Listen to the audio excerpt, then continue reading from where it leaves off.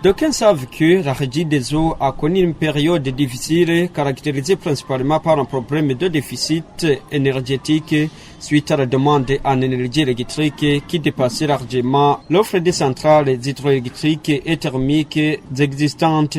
À cela s'ajoutait le problème de changement climatique qu'a connu le pays ainsi que la sous-région, ce qui a occasionné une faible production des centrales hydroélectriques. Ainsi, la baisse de la pluviométrie a affecté indistinctement les principales sources d'approvisionnement d'énergie hydroélectrique. Pour satisfaire la demande de sa clientèle, le gouvernement du Burundi a appuyé la Régie des eaux dans la production de l'énergie électrique supplémentaire fournie à partir d'une centrale thermique d'une puissance de 30 MW depuis mi-septembre 2017. Le gouvernement du Burundi a également autorisé à la Régie des eaux d'ajuster ses tarifs d'électricité et depuis lors, la quasi-totalité des clients de la Régie des eaux est servi de façon satisfaisante, sauf quelques cas de panne.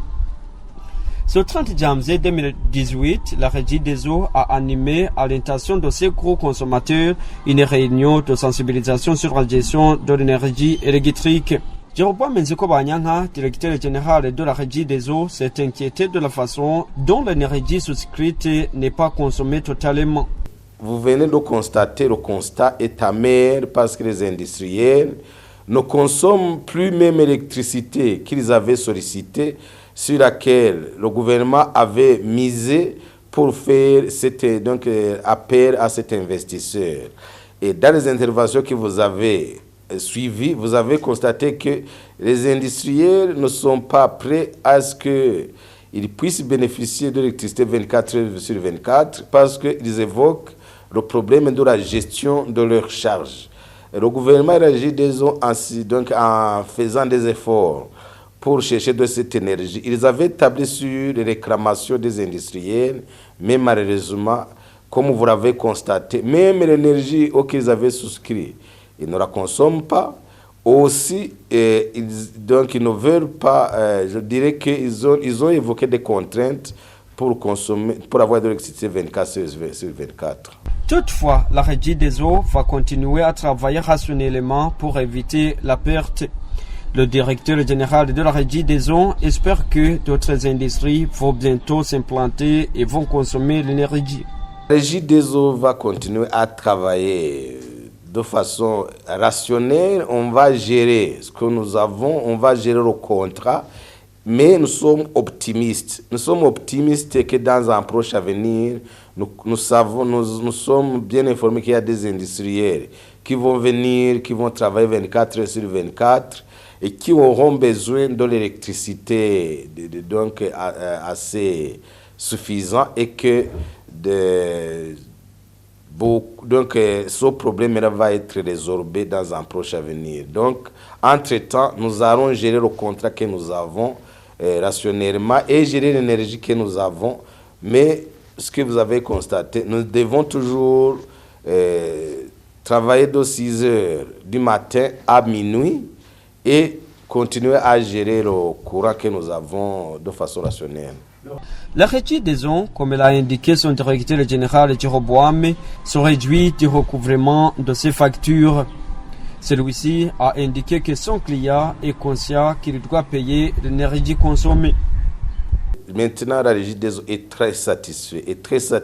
Même dans la salle, vous avez constaté que les gros consommateurs ont presque les préoccupations de la Régie des eaux. Moi, je me disais à un certain moment que c'est moi-même qui étais en train de parler. Tout le monde est conscient que toutes les consommations de la Régie des eaux doivent être payées mensuellement, et nous avons le soutien total de toute la population du gouvernement de la République du Burundi de recouvrer toutes les factures de la Régie des eaux. Parce que la Régie des eaux, pour qu'ils puissent aller de l'avant, tous ces clients doivent payer. Ceux qui ne veulent pas avoir des désagréments, donc je pense que le mieux c'est de ne pas consommer cette énergie.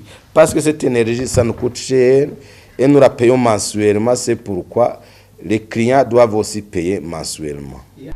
Jéroboam Nzeko Banyanka en a profité l'occasion pour appeler son client à approcher les services de la Régie des eaux pour la correction des erreurs qui se seraient commises lors de la facturation. C'est normal qu'il y ait des erreurs. Ce que nous faisons, c'est que dès que chaque citoyen burundais, chaque client de la Régie des eaux voit ces erreurs et qu'il s'approche des services de la Régie des eaux pour qu'on puisse corriger ces erreurs, parce que les erreurs, ça arrive.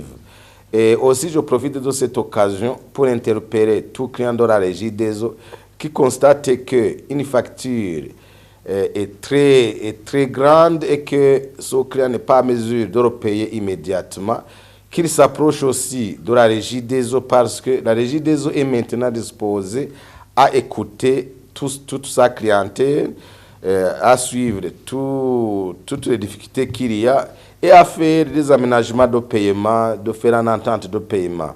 J'invite tous les clients à s'approcher de la direction commerciale, là où la direction commerciale n'est pas à la hauteur, de s'approcher de la direction générale.